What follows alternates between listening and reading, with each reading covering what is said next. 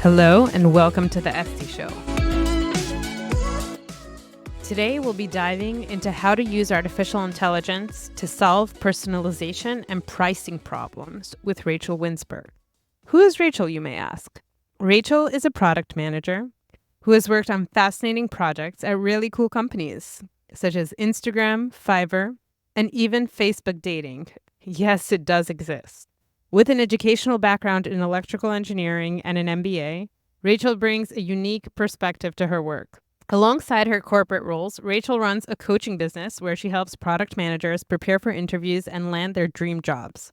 Kunal, if you're listening to this, thank you for introducing us. Rachel has a remarkable ability to break down complex concepts into simple, understandable terms. We aim to keep this episode practical, ensuring that listeners walk away with actionable insights you can apply in your day-to-day lives. Before we begin, let's define a few key terms that would be helpful to understand or at least to have heard of before hearing them in the episode. The first one is hallucinations.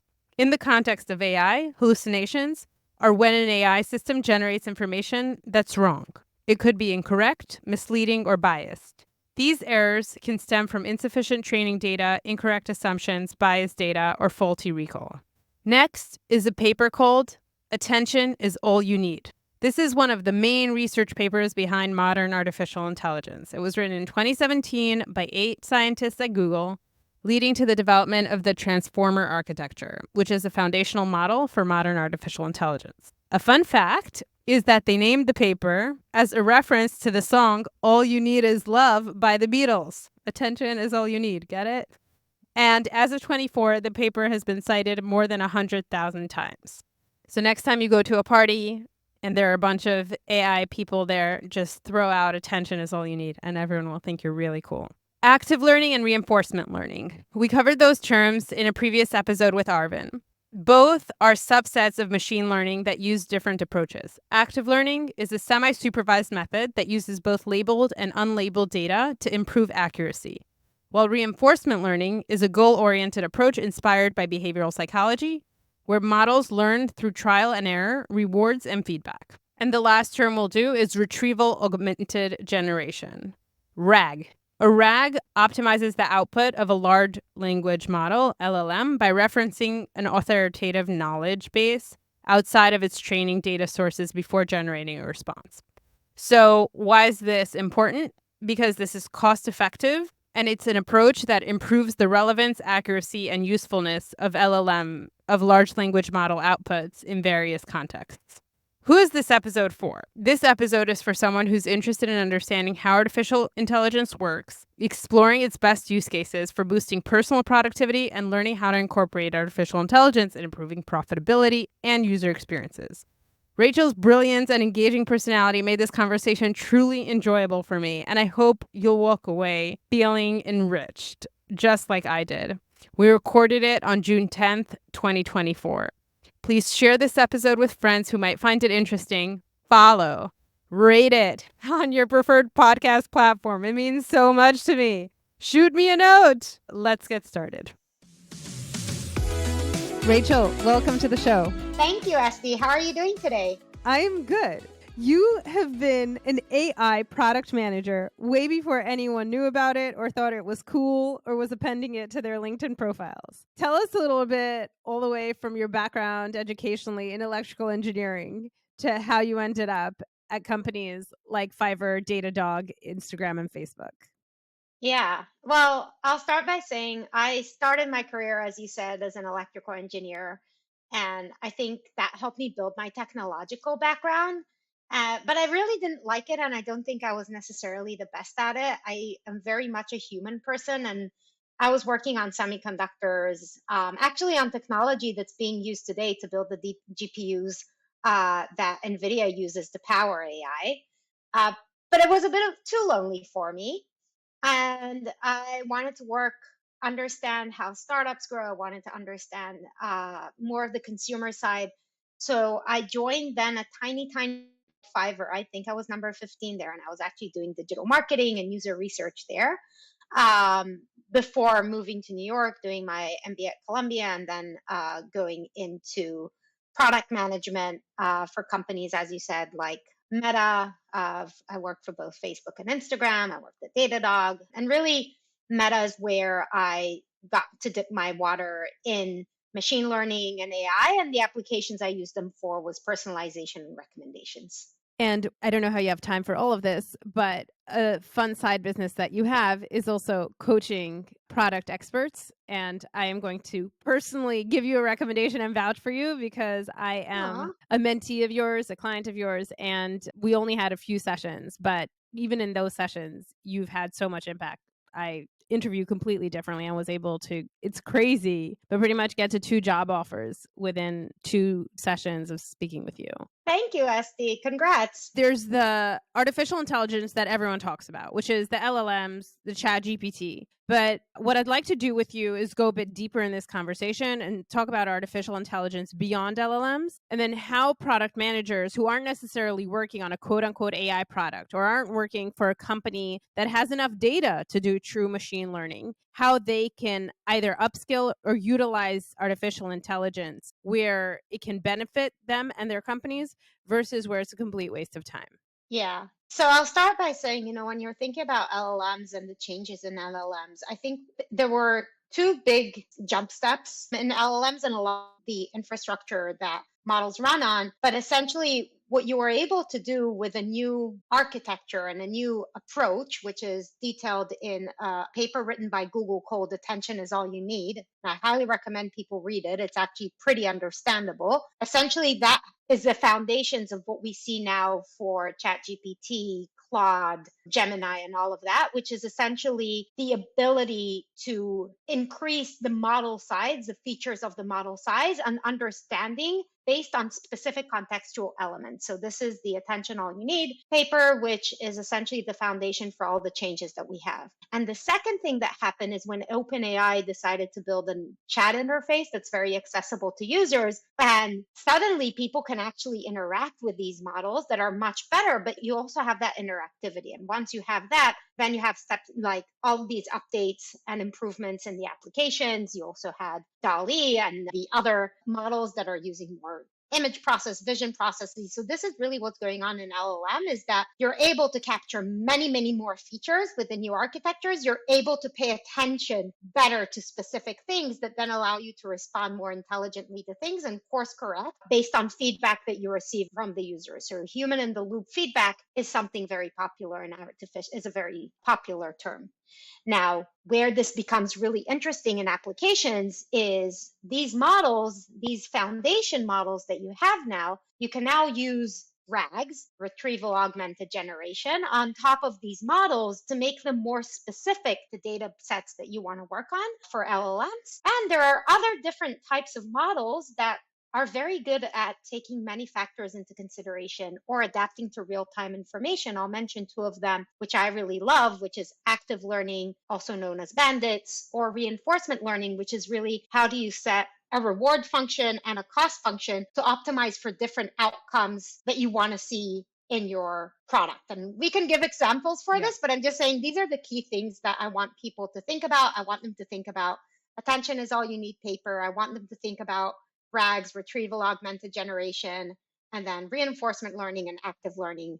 And all of this, you can also ask Claude, ChatGPT, Gemini, you can also ask them to tell you about these things more as well. On one foot, attention is all you need. What's the core message of that paper? The core message of the paper is essentially, instead of trying to go through things word by word, identify what's important and then pay attention to that. That allows you, through neural networks or things like that, that allows you to consider many, many more factors and adapt better. RAGs. RAG is the retrieval augmented generation.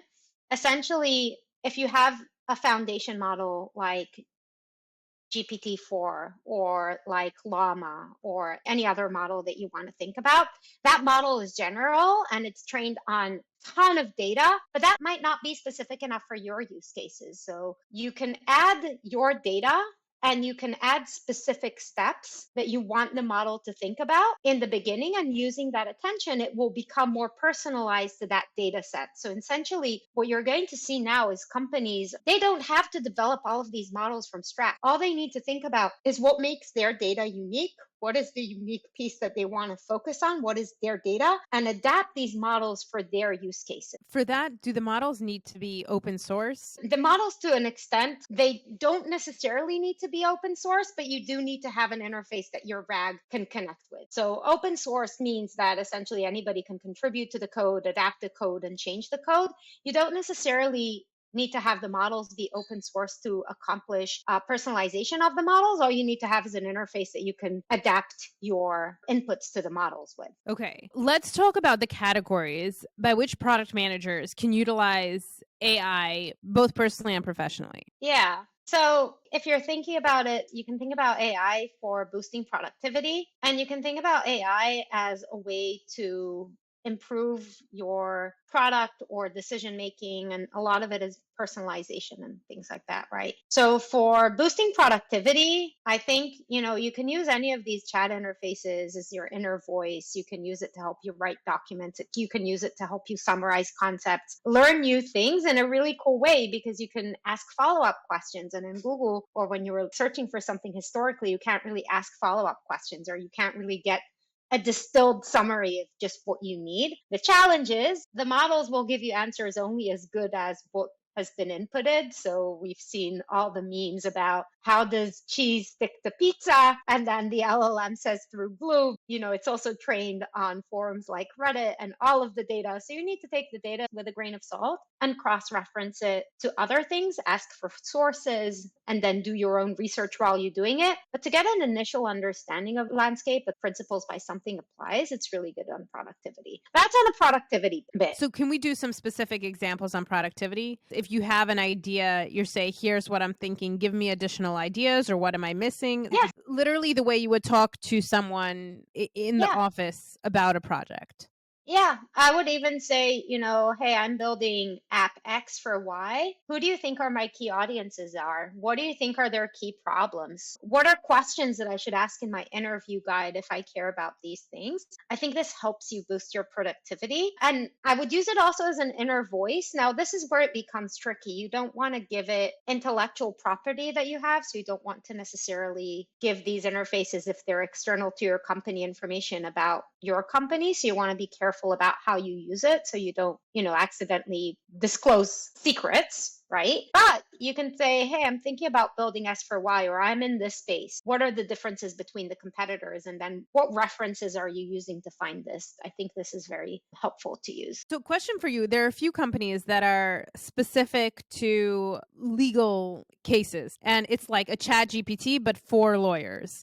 I saw a similar one for investment bankers, where it basically catalogs all the information that these banks pay hundreds of thousands a year for to know every deal and all the details about the deal, but it's connected to an LLM, so it can extract information without you having to manually search through it the way you would in the library in the old days. So do you know what the deal is there? Like, do they get over the proprietary hurdle? Is that part of the reason it exists? And for someone who, let's say, they don't want to give away proprietary information, but maybe the company sees value in, hey, if we could somehow isolate or protect our company, we could actually get the quality of our ideas or the scalability of our ideas to be so much bigger. Is there a way to allow for that with GPT-like tools? Yeah, I don't know the specific of how you would do this specifically, but what you essentially do is you probably buy some sort of a license or an API access to the software. You use RAGs. So the way they're doing it is in the context of what I explained beforehand in RAGs. For investment deals, what you would have is all the investment deals, and then you can extract the information quite well. By the way, if you're thinking about a new investment coming up and you're trying to capture return on investment, LLMs aren't very good with mathematical data necessarily. That's where you would probably want to do a bit of active learning, reinforcement learning, and think about how you would use those kinds of models in addition to the data that you're reading. And then that layer of data that you have above will help you find, oh, these are the most relevant precedents for me. This is the average deal close. This is the average, I don't know, EBITDA multiplier, things like that. For law firms, I think it's really interesting. And here, what's really helpful is using precedents and creating legal documents that would take hours and hours to come up with. without having to go through hours and hours to collect that data. There's a really cool law firm called, not law firm, sorry, startup called Even Up Law that you can look up. They create for injury law. They essentially use AI models to help create and automate and reduce a lot of the steps and data that's needed in order to use claim letters in a fraction of the time that it would need otherwise, because you don't need necessarily people to look for precedents. If you're able to have all of the context, all of the information, and then you have medical data, billing data, all of that, you can use that to create the precedents, understand, and then understand what's going on. What are the different precedents, as I said a few times, per state? And then what you can do is you can identify, okay, this is probably the claim I want to create for a lawsuit or for an insurance claim. These are the precedents. These are the key factors of what's in the insurance information or in the injury or the accident report, medical bills that is relevant here. And it cuts a lot of time. So for lawyers, I think the key use case is going to be in summarizing and extracting precedents and identifying the important precedents. Now, on both of these cases, what you want to be careful of is hallucination. Can we explain what AI, that is? Yeah. yeah. So AI can sometimes, it's only as good as the information you feed into it. And Garbage if in, it hits garbage a, out. exactly. And if it hits a wall where it doesn't have the relevant information, it might make information up. And so that's where you want to be very careful and see, okay, what are precedents? Ask for links, ask for specific data that it used to come up with what it's coming up with, because otherwise you might find yourself saying that, pizza, the cheese sticks to the with glue.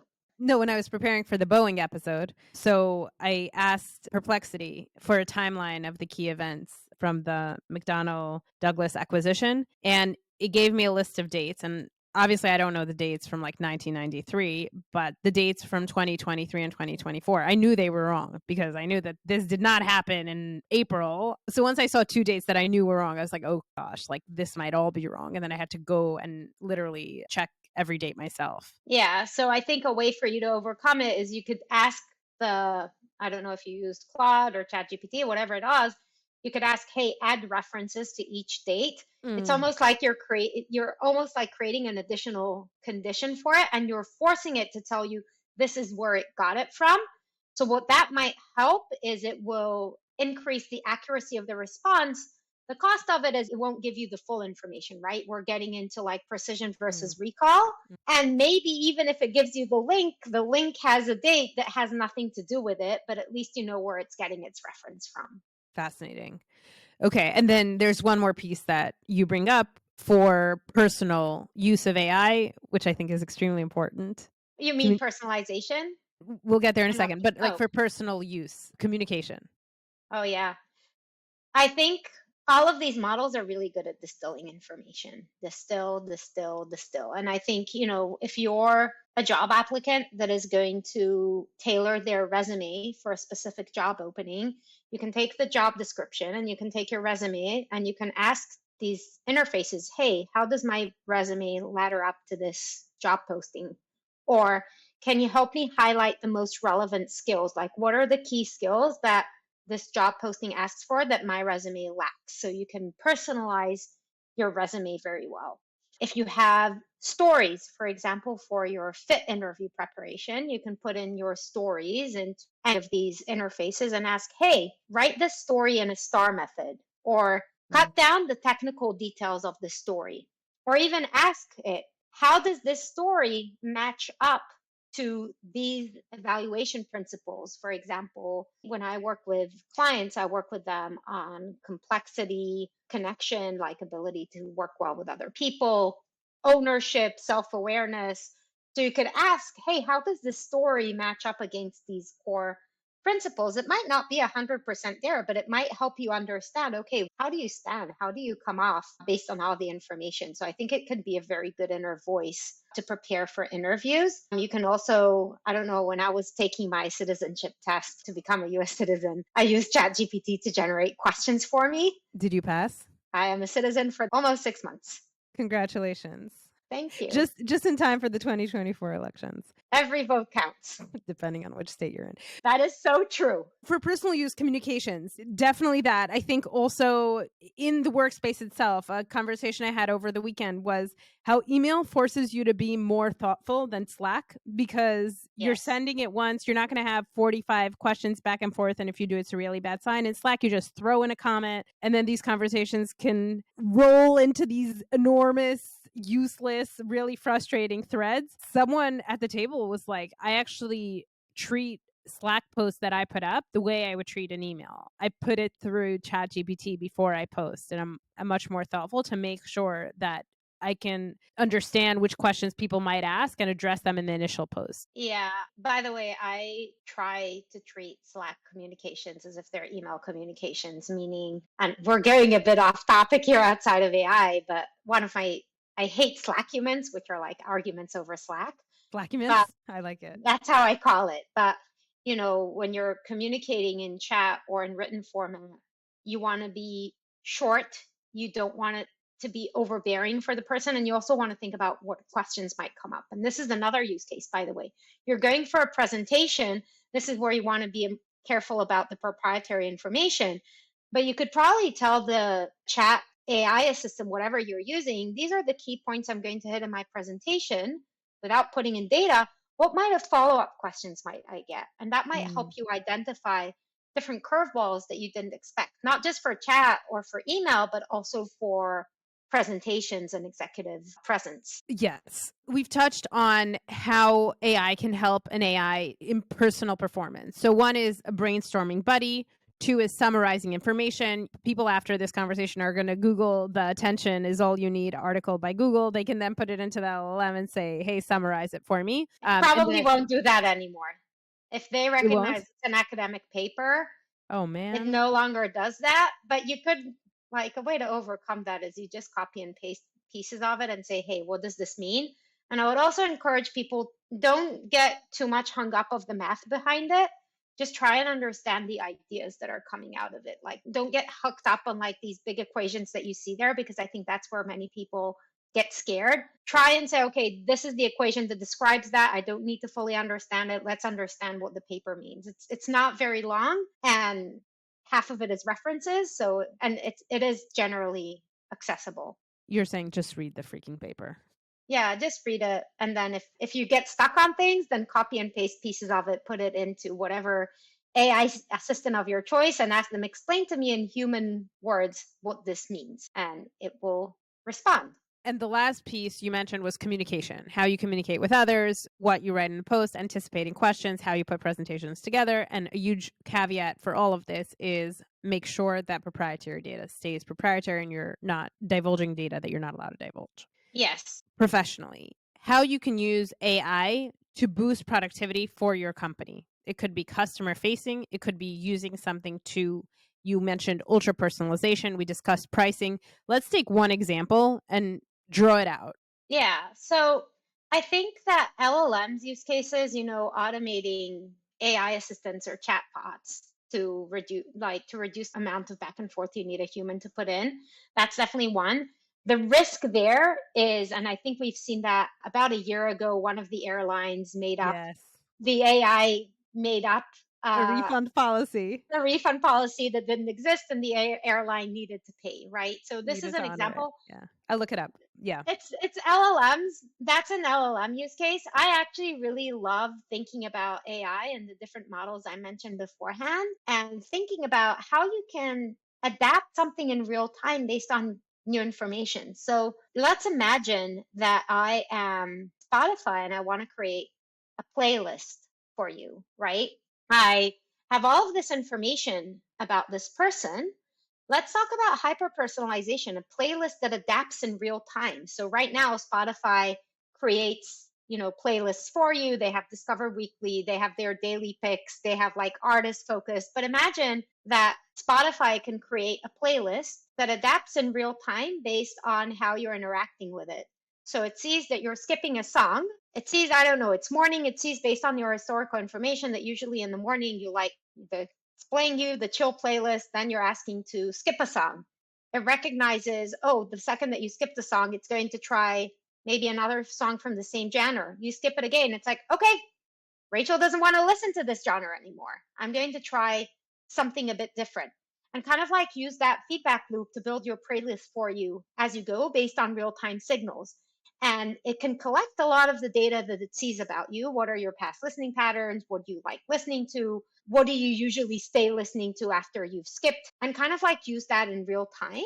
And maybe it can recommend a podcast to you. I don't know if it's identifying that you're about to go into your commute, and it can do hyper personalization, optimizing for an objective that Spotify would want to optimize for. Let's say Spotify wants to optimize for you staying on the platform as long as possible, or maybe Spotify wants to optimize for you listening to artists that aren't very frequently used. So it can use reinforcement learning there. And active learning would be essentially adapting to what you're doing in real time and the signals that it collects, while taking into consideration the cost and reward functions of Spotify's business objectives. Question for you there. And by the way, that airline was Air Canada, and it it looks like there was a lawsuit about it, and they decided to honor that policy that never really existed, was invented by the chatbot. But this example that you give with Spotify, it's a really good one, where once you know who the customer is based on their actions on your website, then you can personalize their experience to one that's going to just be better and they're going to be more excited to listen to. David Lifson, just in his newsletter, criticized the New York Times onboarding experience. He was like, I've been logged in for the past 18 years reading all these articles, and then they're giving him this like 2001 onboarding experience where he has to select the bubbles of what kind of news types he likes. And he's like, you don't need this. You know what I like. Exactly. And this is actually like, if you take the New York Times example, then this can change completely the onboarding experience of new users. Why? Because based on what the new user, you can just show an article or maybe show a few of them or even images and have the user click on something. Based on what they click, you know what to show them more. And you can do that and you can compare them to cohorts of other new users and how they're responding in real time. And you can use multi-arm bandits for it. Multi-arm bandit, I'll explain very briefly what it means. It's active learning, essentially. What you do is imagine that you have a field of gold.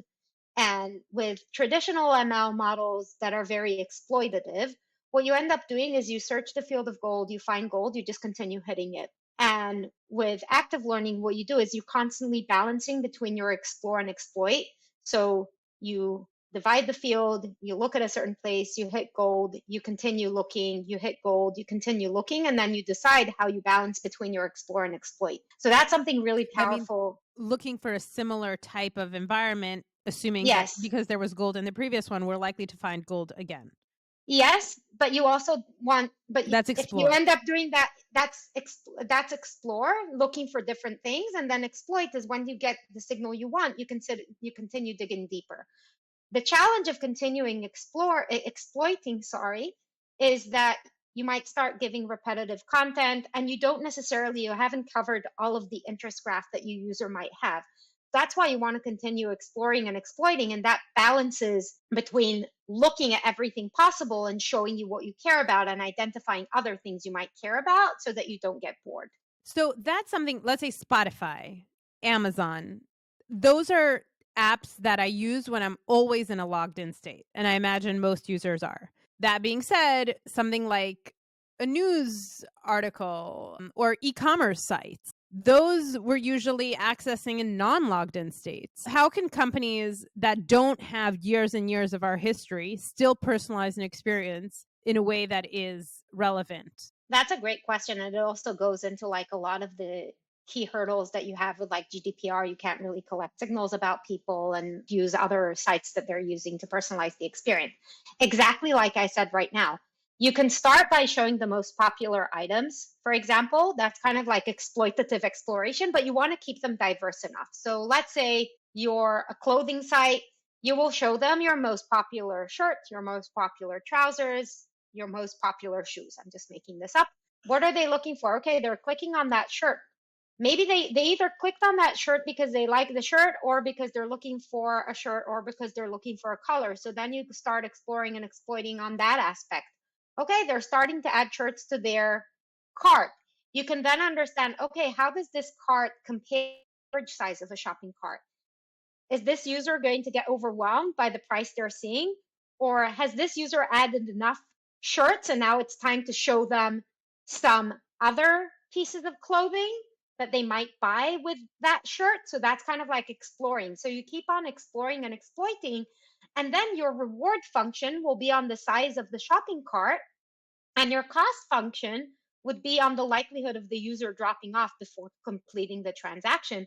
And you just continue adapting, and you can find ways to nudge the user towards a checkout when you identify that they might not be buying, like that they might get overwhelmed and not buy. Sorry. Shein has been in the news recently with the huge IPO, and for the London Stock Exchange, that's huge. And what I'm seeing is that their e-commerce is very heavily based on AI, to the point where they're giving you images of clothing that doesn't necessarily exist, but that they think you'll like based on AI. And then if you order it, they'll create it for you. That's pretty cool. Yeah, I Is that mean, that's accurate or another no? way. I'm not very familiar with Shein. I haven't used it or at least I haven't used it myself in a few years. But what you're saying makes a lot of sense. Like, companies could use this, and especially if the labor force is cheap enough for you to create custom. Or on the other side, you could even think about it as like somebody designing a wedding dress. Like, they're looking at different wedding desks, and it's very expensive to manufacture a wedding dress, right? So based on what they're doing, you can identify, and then you can decide, okay, this is what people want. Then I'm going to create it either for people or for the person itself. And you can do all sorts of cool things. Like, imagine that you get a body scan of somebody for that wedding dress example. You know their exact fittings, their exact measurements, you know their proportions, and you know what tends to look good on those people or not. So you could almost create an AI model to recommend the wedding dress based on your proportions, and kind of like show you the images and then decide to make it. So I think it's a really cool application. I wasn't aware that Shein does that, and I'm going to read more about it. It's really I'll cool. I'll research, because I might be making this up. But Well, if not, maybe they should start, or maybe they should consider hiring you because you have great ideas for them. I feel like the wedding dress example is one business leaders aren't excited about, because the rate of repeat purchase is very low. Yes, so yeah, but you can take that into like many different Anything. Yeah. directions. And if you're making wedding dresses, you know, the whole process of making them, it's such an expensive purchase. And like, people, they come in, they want to try things in the salon and all of that. So, you know, it might not be the best example, but it's hyper personalization. I don't Right. know. And in hyper-personalization, one thing that's super relevant for businesses, and a problem that's great to have a more scientific approach to, which is pricing. Yes. There are obviously the legal ramifications, which I think depends where you are, but charging two people for the same exact product but a different price, I think, could be problematic in certain And areas. yeah, I believe that in the US, price discrimination is illegal. I think in other countries it is legal, but a way to overcome that could be with generating personalized promotion coupons, right? And so the way you could theoretically identify somebody's price sensitivity and recommend personalized discounts for them is, for example, in the shopping cart abandonment example I gave you now, you can identify the right time to give a discount, even if it's the same discount for everyone. But there are legal ramifications, because I don't think you can flat out sell a can of Coke to Lisa for $2 and for Daniel for $1 if you're the same shop. But I think you can find a way to give Lisa a coupon code and not give it to the other person, right? Which isn't necessarily fair, but you could theoretically do that. It's interesting. Everlane and Noom had completely different companies. Everlane is a fashion company, and Noom is a weight loss Exciting. app. But they both had a pay what you want feature, where it's like, for the first month, give a number. And if you put in you don't want to pay anything, they'll give you the first month for free. Or Everlane, they'll tell you it costs us $29 to manufacture this, but you pay what you want. Do you think that strategy is a strategy of getting information so that they could recommend better, or is it really just a more advanced coupon discount for the first purchase type of thing? I think it's more of the latter. It's interesting because you can't really, it's a sophisticated way to go around price discrimination. And then you can present different numbers, like it costs us to produce X versus Y. But it is interesting for optimizing pricing using AI models. What you need is statistical variation. So you need a variety of prices that the consumers see. And then you identify, like, you kind of like run a bandit on it, like I said beforehand. You explore, you exploit until you find the right price point. That's the theoretical way to do it. And you think about your reward function is maximizing your profit rather than revenue, actually, because you don't want to be selling at a loss. But sometimes if you have fixed costs or whatever, it's actually willing to sell at a thing. But essentially what you would need there is price variation. It's actually people seeing different prices. So then the model knows how to factor in elasticity based on different features that you have about the consumer, and then you can offer the optimal price point. That's very interesting. So as an e-commerce site, you can actually offer three very similar looking items at different price points and see which price point the customer gravitates towards Yes. as a gauge of what their Yeah. willingness to pay is. Yeah. Yeah. And imagine that you're an e-commerce aggregator. You could show you can show three red tops. One will come from a fast fashion retailer and will cost $10. Another one will be a mid-market brand that will be $50. And then you will have your elite brands that will be $1,000. And you will see what theoretically, you could do that for this type of shirt, how people, but then you're also going into other types of things, like, are people brand sensitive? Are people price sensitive? So assuming it's the same brand, the same top that looks very similar, then if you show three different items, my gut tells me if you show it at the same place with the same locations, people will go to the either, like, they might actually go to the in between because they might inadvertently think that there's something wrong with the middle one. But in order to get the true price elasticity, you need to show different people the different products with the different prices with statistical variation on the prices that you're showing, because then the model will be able to identify what is the actual elasticity towards that shirt. So the example where you're showing them the same three shirts, it's just they're for the same user might not be the best one. But if you can hack this to be a very similar shirt with three different price points and then kind of like cancel out all the variables, I don't see why not. One more thing I want to discuss with you is after this, whatever this financial macroeconomic thing that we're going on in the world blows over and we're in the new world, what Mhm. does product management and engineering and that relationship look like? And a bit of background on why I'm asking this information. So Akash Gupta put out numbers that, and I'm going to speak with him. We'll see where those numbers came from. But basically, the job postings for product management declined by 90% year over year. A lot of startups are cutting that position. And there's a lot of concern in the industry. Hey, is my job going away? And all of the CEOs who are afraid to talk about AI, and Scott Galloway coming out with the article, which AI is the Ozempic of corporate, where officially no one is on it, but everyone's on it. So the question we've heard a million times is AI going to take my job? What's Rachel's take on it? It is and it isn't. I think if I'm thinking about why product management jobs have been cut off, I think AI is a part of it, but it's not the only part of it. I think since 2022, we're seeing a bit of industry falling out of love with middle managers, and product managers fall into that as well. So I think in general, and I think also, especially in big tech, I think incentives were around building empires and not building teams. Like, if you would read evaluation rubrics for promotions, like, in order, it's the biggest, oh, I want to get promoted to director, so I need to manage a product manager who's also a manager, or I need to manage a product manager who's this level. So it kind of like creates like sometimes the wrong incentive. So I think that might be some of the things we're seeing, not just AI. And AI really can help improve a lot of the things, like product managers. What do we do, right? We help identify what we build and why we build it and how we're going to measure success, right? These are the three key things that we think about as product managers. And then we need to do a lot of the stakeholder alignment to get those ready.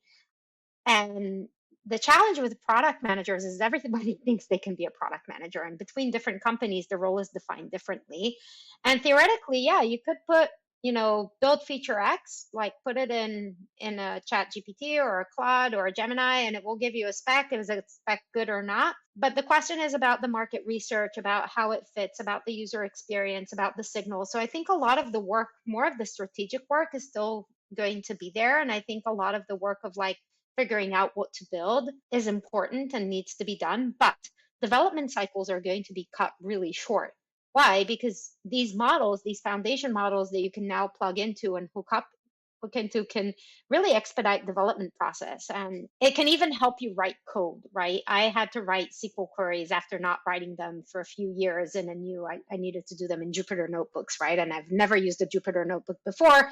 I would get all of these errors. All you need to do is like copy and paste like whatever you put in with the error into a chat GPT or a Gemini, and it will write you a new query that actually works. Does it work perfectly? No, but with a bit of work on it. So I think for product managers, what's going to be really important is prioritization, focusing on the why and being able to tell a compelling story on why you can build that, because you don't really want a product that's a feature Frankenstein, right?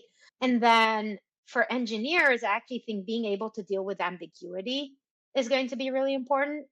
There's a startup that I consult, and they're telling me, Rachel, the engineers keep on saying that our PRDs aren't clear enough, that we need to think about every single edge case, or we need to be very clear. And I'm saying, if the engineers can't handle ambiguity, if the PRD is so good that you can just put it in a chat GPT and it spits out the code, then those engineers are going to be out of a job very quickly. So I would say for product managers, I would be really focused on stakeholder management and the why behind things.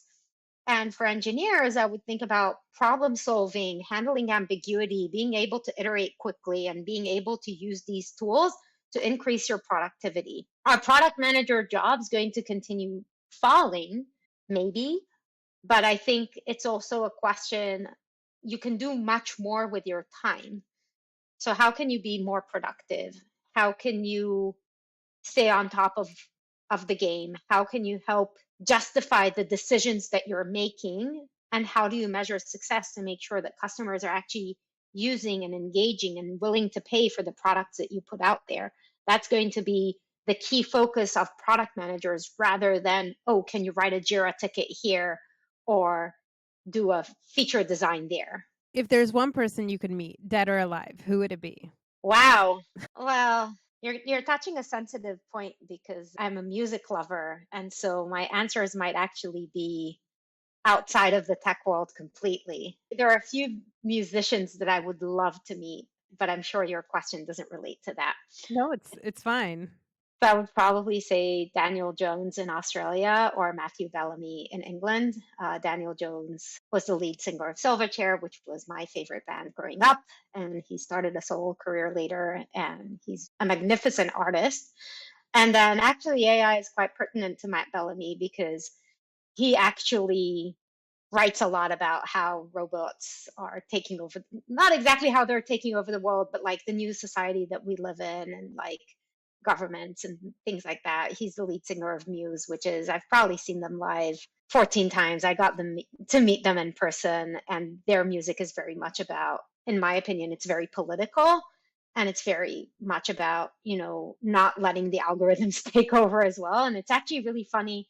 They're a really good musician that asked ChatGPT to write a Muse style song. So ChatGPT wrote the lyrics for it. I can try and find it for you. And then he composed it, I think, and he plays it, and he does a very good Matthew Bellamy imitation. And yeah, that song could have been written by Muse and performed by Muse the way he did it. So I think it's actually really interesting. But yeah, those are the two people I would probably like to meet. Next question. What is your weekend hobby? I have two weekend hobbies. Okay. One is career coaching, which is more of a side hustle, and executive coaching. These are like my passions. And then another hobby is I love playing poker.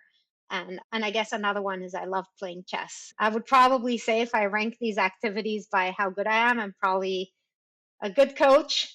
I'm an okay poker player, and I'm not a very good chess player, but I'm trying to improve on all of those. Do you follow Gary Kasparov? No, but I know of him. I look a lot at Gotham Chess as somebody who creates a lot of content about chess. I learn from them. I also have a friend from my poker group who has been teaching me chess, and I've improved. It's funny to see how my graph kind of like spikes once I started taking chess lessons, which I do. And I watch a lot of poker content and I take a lot of poker lessons. It's actually, by the way, in AI, it's really interesting. Like Kasparov went to gate the machine. This is even long ago because there's like perfect information. So chess can be solved through machine learning even before AI. Poker is actually a really interesting development. I think it was a few years ago, a group of researchers actually coming from Facebook, they built an AI model that was able to beat professional poker players heads up in a tournament format. So I do think that there's a lot of interesting applications for AI into poker and obviously into chess, AlphaGo, all of those games. Game theory is something I'm very interested in. And yeah, so these are my hobbies. Outside of technology, artificial intelligence, what's your one message for anyone listening to this podcast? Industry is changing quickly and we need to adapt. We need to adapt with kindness.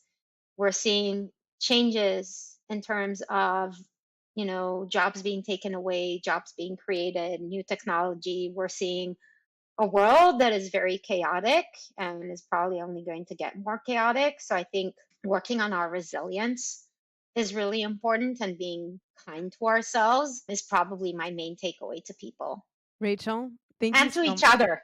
And to each other. Yes. Rachel, thank you so much. No, thank you. This was super fun. Thanks, Esty.